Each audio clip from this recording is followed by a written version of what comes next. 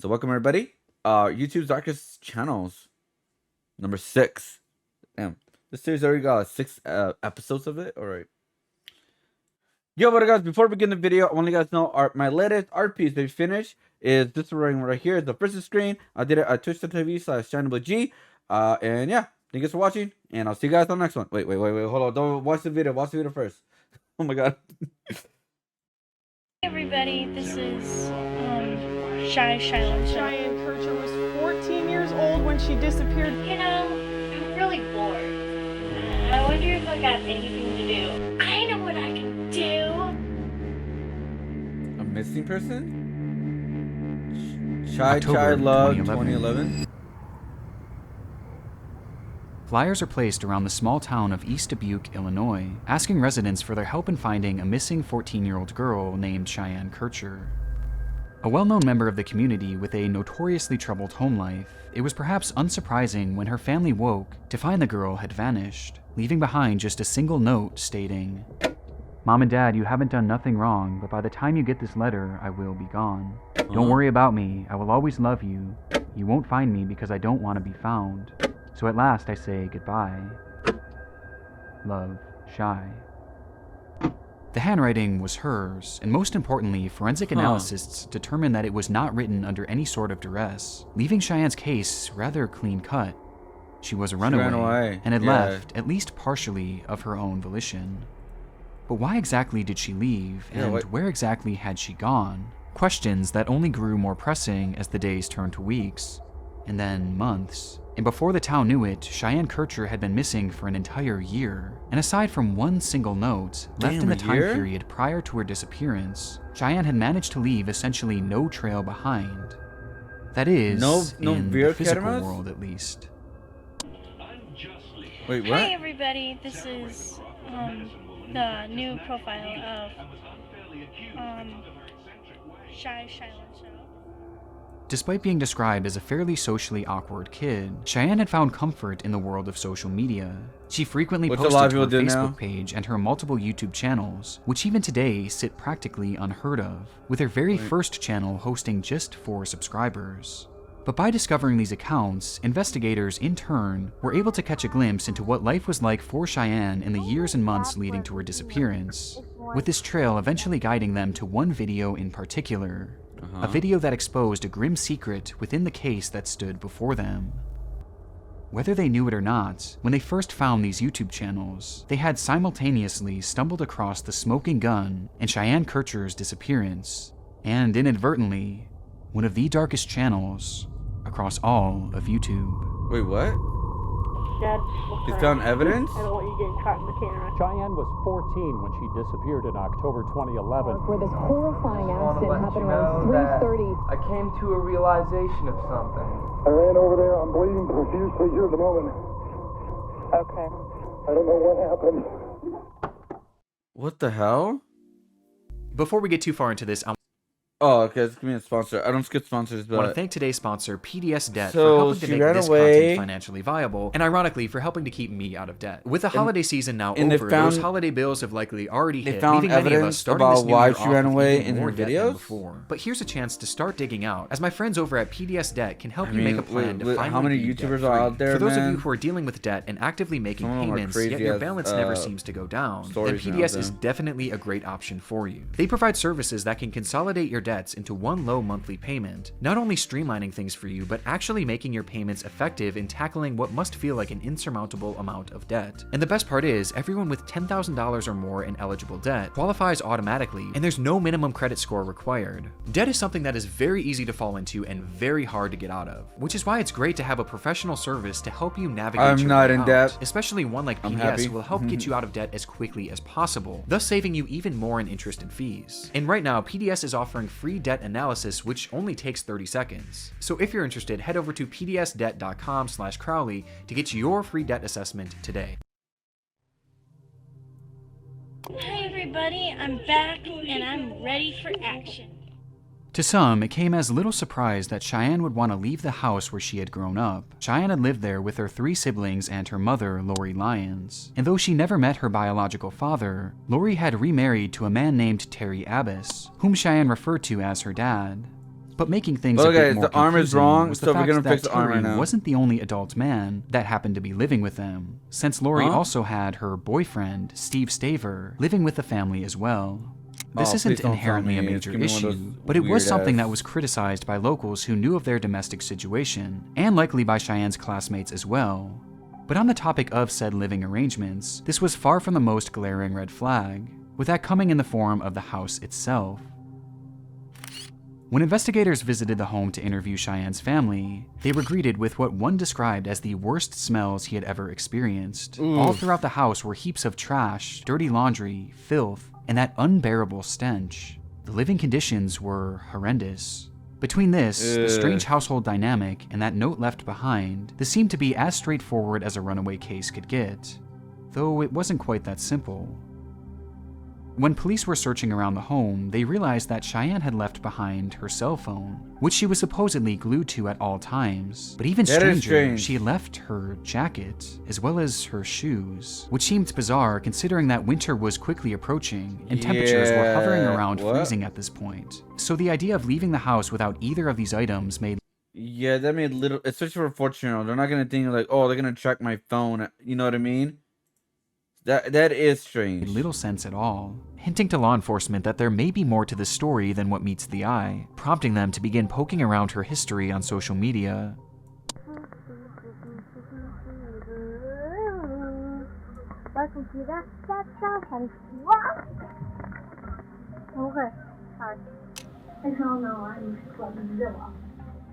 Starting almost exactly a year before she vanished, Cheyenne began posting goofy, nonsensical videos to her very first YouTube channel, Cheyenne 2010. That's it. Oh, the camera fell on my face. The clips here show Cheyenne's personality, as she's often seen joking around and doing various skits. And though they seem fairly incoherent all these years later, for a child at her age back in 2011, this was the standard for small personal channels. And you can True. tell that she clearly just enjoyed creating this content, using the channel as sort of an outlet to get thoughts and emotions out into the world, even if practically no one was watching. But dealing with her disappearance specifically, things became far more noteworthy on February 19th, 2011, when Cheyenne launched another YouTube channel called Shy Shy Love 2011. But somebody had took my account, but I'm back on air and I'm ready to make shows. The channel was essentially a continuation of her previous account, but eventually she would introduce a new style of content, one that featured her family members as stars of the show. On numerous occasions, we see her younger siblings and her older brother joining in on the fun, with the Oh, group all really? seeming to have a great dynamic together, acting exactly the way you would expect of siblings their age. Ow, you bit me! But by far her most frequent guest was one who rarely, if ever, appeared willingly, and instead would be caught in the background, working at his desk or coming in and out of the room where Cheyenne was filming, with that being Terry Abbas, her The dad? stepfather. Oh, stepfather. Yeah. My brother Riley. That's that creepy guy that lives downstairs. Oh, I mean, my stepdad, Terry. Due to the crowded living conditions of Huh? her home, Cheyenne never really had her own environment to film in, so she made do with Terry sitting in the background, even throwing some jokes his way as the two would frequently bicker about him being caught on the camera. There's been a lot of things changing over the news. Dad, look around, please. I don't want you getting caught in the camera. Shine, why don't you be quiet? I am Okay, whatever. doing my business. Okay. But this never really went past anything other than standard family hostilities. In fact, Cheyenne seemed to love the man that she called Dad, posting about him on numerous occasions across her Facebook page. And as investigators followed the trail across her channel, it seemed that I'm the just content on like, her YouTube what? page was leading them straight towards a dead end. Until they found the video. What video?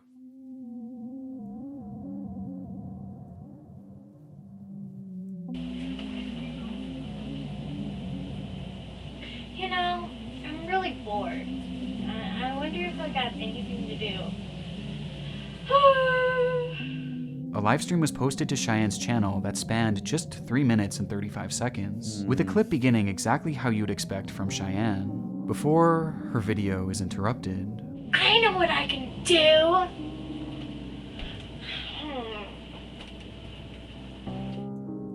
Who's that? As she carried out her introduction to this live video, a man suddenly enters the room with only his lower half in frame. Immediately, Cheyenne turns to him, and her loud, energetic personality does a total 180.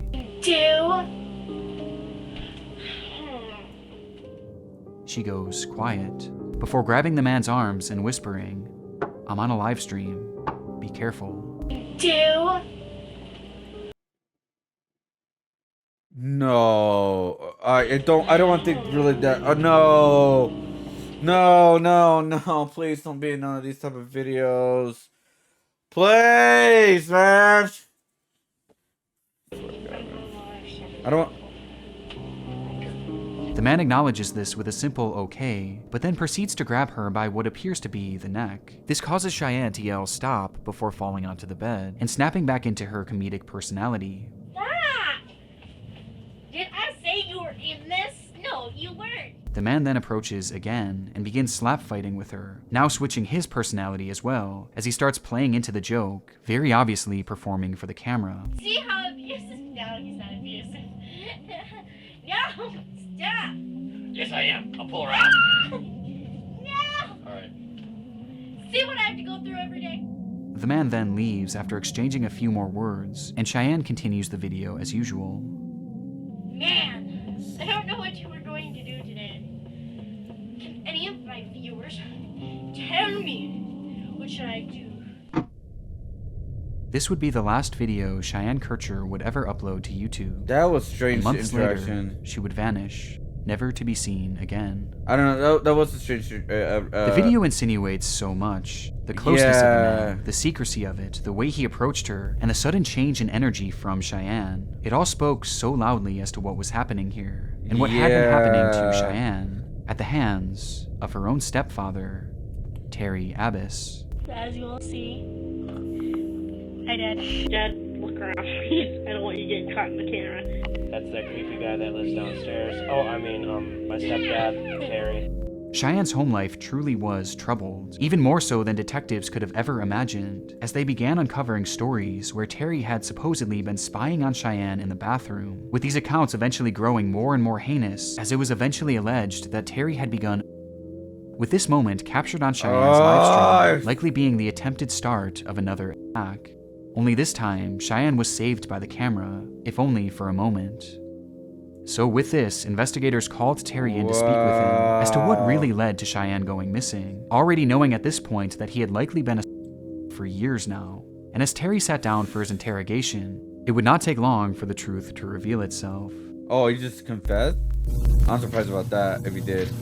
Well, you got your man. You got your man? You got Terry Abbas. Cheyenne is not with us. She's gone. Before I knew it, I was standing over her body. Wait, so how did she write that note? My head was over her neck for some reason. Just over her neck and doing what? Squeezing, I guess. As Cheyenne began to grow older, Terry knew that the things he had been doing to her were at a greater risk than ever of being exposed to the world, and Terry didn't trust her to keep that secret, so he had to take care of things himself.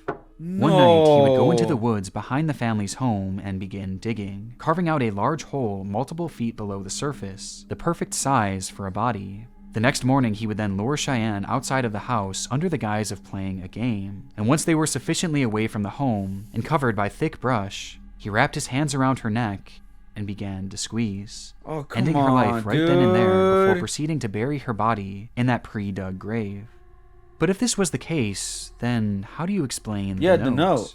Yeah, well, to show just how premeditated this all was, about a month before she had vanished, Cheyenne was told by Terry that they were going to pull a prank on her mother. One where she would pretend to run away, leaving behind only a note.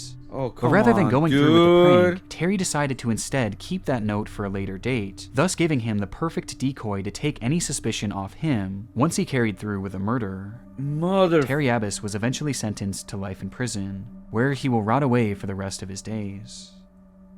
The context of it all makes the videos across her channel that much more unsettling, with the worst being that final upload. But what's perhaps most disturbing is that this was just one brief moment in what was likely a constant stream of abuse.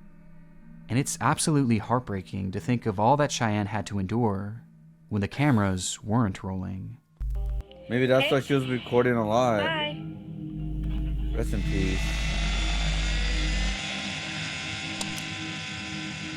Roman Perozic June 3rd, Jr.? 2009, 15-year-old Roman Perozic Jr. fires up his remote-controlled helicopter at a small Brooklyn, New York park, while his friend stands by closely with a camera trained at the device. For many, RC flying is viewed as nothing more than a recreational activity, but for Roman, this was more than just a hobby. It was his life, and his passion and practice gave him the ability to perform tricks that, to an outside observer, seem utterly impossible. Oh, like he was really good at, oh wow, what the hell? Oh, damn. It looks like it's glitching out. When Roman's helicopter was in the air, it was as if gravity itself failed to exist, performing stunts that seemed to defy physics, turning the craft sideways, zigzagging it backwards, even upside down in a completely unnatural manner, before stopping it on a dime with expert precision. On YouTube, you can find traces of his work all over, with many videos being posted by various amazed observers, along with clips posted to his own 2 YouTube channels, with this initial upload being his first introduction to YouTube. Through his videos and various public showings, Roman was already becoming known as one of the most compelling pilots in the entire community. And despite his youth, this actually isn't as surprising as it may seem. Flying was in his blood. His father, Roman Perozic Sr., was a passionate RC pilot himself, even founding and leading a New York City-based club for fellow RC enthusiasts. Over the years, he would teach his son all there was to know about this unique sport, with the two often traveling and competing in various events across the country, and flying recreationally together nearly every single weekend, documenting many of these outings across the Roman Perozic Jr. channel. But while it's easy to appreciate the talent involved with flying in such a manner, there was an element at play with these tricks that is easy to overlook, especially by simply watching the videos. With that being, the element of danger. Okay. Unlike most RC helicopters that you would expect to see in stores that are mainly geared towards children, the device that Roman was flying is much bigger, with the craft measuring in at nearly 3 feet long, featuring blades of a similar size that were made entirely out of carbon fiber. These devices were large and, most importantly, powerful, as it's estimated that this specific craft Roman was using could reach speeds of up to 60 miles per hour, while the blades themselves spun at speeds of over 250 miles per hour, rotating 4,000 times in just a single minute. This craft was not a toy, with pilots online likening it to a flying lawnmower. And with that context, it does make these videos a bit more nerve-wracking, as Roman can be seen flying dangerously close to himself and others on numerous occasions.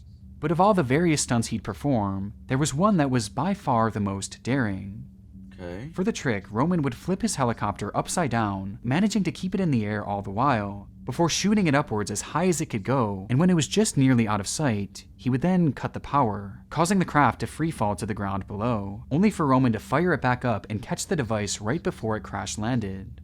Throughout his channel, I could only find a few examples of him performing that trick, likely due to its high level of danger not only for this expensive machine, but also for himself and the others around him. Though on the 6th of September 2003, Roman decided that it was time to give it another try. That day, Roman had been visiting the Calvert Vaux Park, his favorite flying spot in the entire city, where he would fire up his helicopter and begin his usual run of tricks. Beside him was his father and 4 close friends who looked on as Roman executed yet another flawless run, and riding that momentum, he was ready to tackle his toughest stunt. Only there was a slight problem. The blade. According to one of the young men watching on, something strange began happening with the device. There was something wrong with the helicopter. I've seen many of Roman's videos. I was looking at the helicopter as it took off and had noticed strange oscillations. There was an imbalance somewhere there. Something was off slightly. It was minute. Whatever was happening with Roman's craft seemed minor, so much so that Roman himself didn't even notice it, or he didn't think that it would cause any issues, as he decided to perform the final trick anyway. And so he flipped the helicopter upside down, raised it up to the bright sky above him, and took his thumb off the controller. The helicopter then fell limp in the sky as it began its rapid plunge below, with Roman, his friends, and his father all watching on as it grew closer and closer to them. Before, he slammed his finger back on the control stick and fired up the rotors to catch the craft. And Only he the did blade so went crazy, didn't it? just a second too late. Oh no. Well, Christine, we are at Calvertville Park, where this horrifying accident happened around 3:30 this afternoon. And it's where Roman Perozik and his friends came on a regular basis. But today, Perozik's flight, it took a horrible turn. Roman Perozik was out in this field on a picture-perfect Thursday, flying his model chopper when it came crashing down, the blade slashing his throat and killing him. The guy was flying that helicopter in New York and decapitated him. Officials say Perozik was out here with 4 friends. They all witnessed the horrifying crash. Oh. It's not fully understood what exactly happened, if it truly was some sort of mechanical issue, the wind speed, or if it was simply mistimed by Roman. But despite the helicopter turning on and its blades nearly instantly reaching their full speed, the craft was not able to stop in time to avoid a crash landing. And although the weather was clear and sunny that day, a strong breeze had pushed the craft towards Roman as it fell, meaning that instead of crashing on the grass in front of him, the RC helicopter instead would crash directly into him. The blade first struck Roman's face, impacting with such a strong force that it nearly cut his head clean in half, before the blade would then strike his neck, partially decapitating him. All the while, his friends and father watched on in horror. Within a split second, Roman Perozik Jr. was dead. Nature is a B, dude. I mean, it could be the wind. It could be so many different things. I mean, obviously, it's a stunt. It's it's a thing that is very unpredictable. You do it countless of times, but it takes one time to just completely go off the rails, right? Especially with stunts. I mean, like not that long ago, we heard like a stunt with Alec Baldwin, right, with the gun and all that. Like, oh god, dude.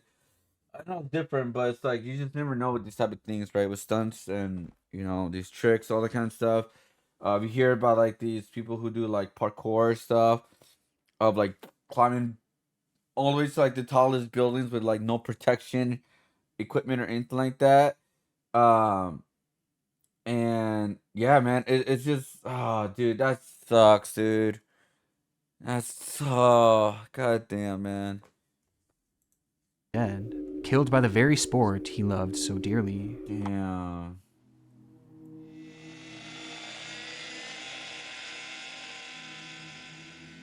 When Roman posted his first video to YouTube, there was no way of knowing where his passion would take him and what it would all lead to.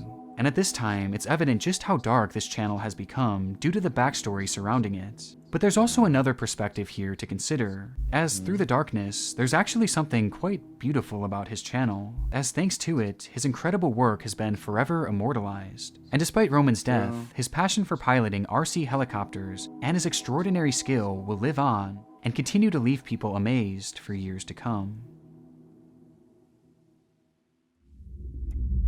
Just damn, dude. I feel bad. It started with a simple video. How's it going, guys? Today, I'm gonna be talking about fitness as a whole and the challenges it brings. Posted by Austin Harriff, an 18-year-old college student living in Juniper, Florida, Fitness Challenges and Overcome was the inaugural upload to his YouTube channel called A Frost. Having lived his entire life in the area, Austin had developed a reputation locally for being goofy, but also intelligent and driven, finding a deep love for fitness upon taking up football and bodybuilding at a young age. And in his first upload, his passion and personality were on full display as he shared his thoughts on the world of dieting and weightlifting, with the video's sole purpose being to help others who may want to follow in a similar path. It's pretty tough, man. It's not easy, but nothing in life worth having is easy. Remember that, guys. You remember that? You remember that? I remember that. Yeah, I remember that. You gotta promise me that you'll remember that. It seemed apparent that Austin aspired to develop a career online as a fitness coach, and despite this being his first crack at launching a YouTube channel, he does come across as being articulate and likable. And aside from some general awkwardness due to the lack of polished editing, Austin appears entirely normal. A stark contrast to what was soon to come. Huh? Despite launching his channel on a concise high note, the next 27 uploads would take on a much different tone, as rather than keying in on health and wellness, Austin immediately shifted his focus onto writing and performing rap music under his new alias, Austy Frosty. What? Why? Bikini Bottoms? I roofied Bill Cosby and get him to show me his PEP. This music is not for everyone, to the point where it's almost indiscernible from irony. However, the persistence of his uploading hints that this went far past your standard joking, as there were moments in these songs where it genuinely felt like it was coming from a different person entirely. There's a hobo on the street corner, and it Can't says, "Real talk, homeboy." What? Someone who seemed somewhat disconnected from reality, as hinted at further, when he eventually returned to the camera's forefront. I am so confused. What's up, guys? Today I'm going to talk about the ketogenic diet. After his run of consecutive music uploads, Austin began appearing on camera yet again, where his once articulate and well put together self began moving and speaking more sporadically. And other low starch vegetables like spinach. With my baby, with my baby, yeah. Get hoes, get money, get bitch, get suits, fly planes, run train. I'm a man. Even his editing began to change, with unusual clips being interjected for no discernible reason. Ketosis helps your body get into this caloric deficit. What? Cutting carbohydrates may sound difficult. Even given the small sample size, it was clear that Austin's behavior was changing. And although traces of this changing persona were starting to be seen on his YouTube channel, this behavioral shift was far more evident for those who knew him personally. Starting around the time that the A Frost channel had launched, Austin's once fun-loving personality became cold and hostile to those around him, which was mainly due to the fact that Austin began to experience what he would later call visions. He would turn off his lights to go to sleep at night, only to be met with the sight of demons and monsters who would approach him from the shadows. Well, no, it may and not soon be. these creatures be began like appearing everywhere he went, bipolar, maybe? especially in the darkness, prompting Austin to stop sleeping, as he grew paranoid of what these things might do to him. As a result, his mental state fluctuated even more, and he soon thought that perhaps he was a divine being himself, a god of sorts, maybe even Jesus Christ. Oh my god. His descent was jarring and extremely concerning, and at the rate he was going, it seemed certain that something was bound to snap. Schizophrenia, thank you. Until a breakthrough. I came to a realization of something. I no longer want to follow Arnold or any other bodybuilder. I want to follow myself, you know? Okay. I want to actually believe in myself. In his video entitled What I'm About in Bodybuilding, we see a side of Austin that hadn't come through since really his very first upload, as he sits down in front of the camera and just lets loose, speaking candidly about his fitness journey and the path that he was on. I just know that they're not me, you know? I know what's right for me. I don't need drugs. I know that they can change me. I mean, but the thing is, that's not being healthy, you know? Being healthy is what's natural, you know? He spoke of wanting to do things his way and how he was striving to be the most healthy version of himself, both physically and mentally. It's almost shocking how calm Austin seems here, just based on his prior uploads. But despite appearing like a positive sign on the surface that Austin was perhaps finally getting the help he needed, there was still an air of uncertainty to it all. And there was really no way to know at the time whether his demeanor in this video was a sign of better. Peace out. Peace. What is until the accident? Worse things to come. Wait, incident. Sorry, 4 hours. On the afternoon of incident. August 15th, 2006, Austin had joined his father and his father's girlfriend out for a nice dinner, with the family taking their seats and waiting to place their orders. But Austin wanted no part of it, as he sat there silently, his mind stewing all the while, until he just couldn't take it anymore. For some reason, it was all just too much, and he stood up and left the establishment without saying more than a few words. Outside, he began to walk, then jog, and then run, sprinting in the direction of his mother's house, who lived nearby. He barged into the then empty home and felt the overwhelming urge to chug the nearest liquid he saw, but it wasn't alcohol or anything close. No, it was vegetable oil, as he guzzled down nearly a full bottle of it before leaving the home and heading back towards the restaurant. This time— Wait. What will happen when you drink what will happen to your body if you drink vegetable oil? I know we could consume it, but I don't think we consume that much, right? Can we consume vegetable oil? Because I mean that's how we cook stuff. So I'm just, let's see. Can we? Oh wait, hold on. Let me do it this way. Actually, Google Chrome. Can we consume vegetable oil? Oh, let's see. Consuming these fats can have a heart health benefits, especially if you use them to replace sources of saturated fat in your diet. Let's see. I often recommend vegetable oils for those at risk of heart disease.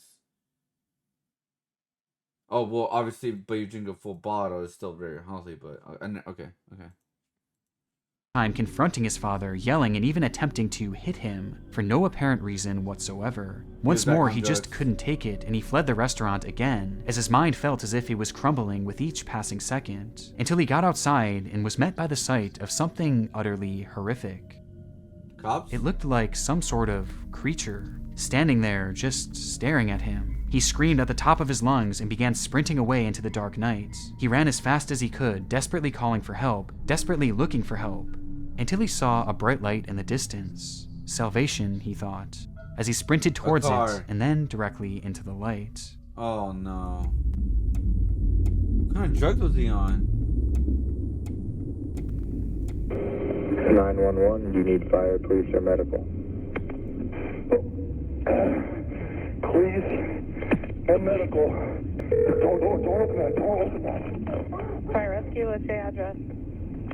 Young man, a woman. Beating up a woman? Okay, are they outside or in a house? It's in a garage. What the hell? I didn't expect that. Shortly after Austin began hallucinating, a 911 call was made to police in the area, alerting them of an attack in progress. A middle-aged woman was being brutally beaten in her garage as her screams echoed throughout the empty street. Police would arrive within minutes, where they shine their light in that same garage, only to be met with a grisly discovery. Inside, a woman lay motionless, her body hardly recognizable due to the assault that she had endured, while next to her were two men. One was lying limp, his body hacked into pieces scattered about, and the other was wrapped around him, with his face buried in the man's abdomen. Officers approached, guns drawn, where they would finally catch a glimpse of the second man's face. Wait, what? It was Austin Harif, whose body was completely covered in blood, and his mouth filled entirely with flesh, spitting out chunks of the man's torso towards the officers before going back in for more, this time attacking his face.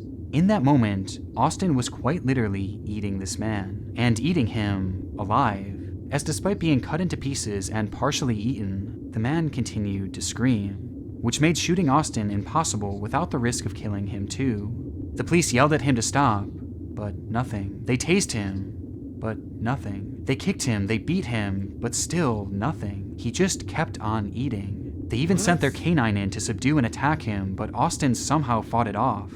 In that moment, it was as if Austin were truly invincible. It wouldn't be until officers got a handcuff around him and the entire unit pulled together that they were finally able to drag Austin off of the man, ending the ordeal once and for all. I don't remember this. When Austin was sprinting into the night, that light that he was running towards was actually an open garage in a residential neighborhood, where inside a woman named Michelle Stevens had been relaxing and watching television, waving to the passing neighbors, until she saw Austin sprinting towards her. There was nothing she could do, as without provocation, he brandished a pocket knife and began attacking her mercilessly, before turning his attention to her husband, John Stevens III, who desperately tried to intervene. At some point in the scuffle, neighbor Jeffrey Fisher would hear the commotion and immediately run over to help, only for Austin to turn to him and warn him that he didn't want any of this, before lunging after him, stabbing him too multiple times. Jeffrey managed to escape by slamming Austin's head into the ground, partially cracking his skull, but somehow the young man got right back up and continued to fight as if nothing had happened. And recognizing the grave danger, Jeffrey fled to his home where he called the police. He beat her up. I ran over there. I'm bleeding profusely here at the moment. Okay. I don't know what happened. All right. Is she Bad she's sauce. conscious or is she unconscious? This guy was a drug addict. So my wife's looking at my back and it appears I got punctured. Just that. In the neck, in the head, three puncture wounds. Who would arrive soon after and eventually restrain Austin. But not before he had ended the lives of Michelle and John Stevens, both of whom were eventually pronounced dead on the scene. That's crazy though, man. How's it going, guys? Today, I'm gonna be talking about fitness. Austin's channel gives us a front row seat to a man's descent into madness. But even watching it back today with all the red flags, the idea that he could be capable of something like this just seems so shocking. Which begs the question, why did he do it? Well, the attack itself was entirely unprovoked. He had never even met the couple, and the couple had never even spoke to the man. And given what could only be described as his superhuman strength in that moment, many would assume that this was the case of drug use gone wrong, with it having shades of a similar case that happened not too far away. People behaving strangely and showing what appears to be superhuman strength.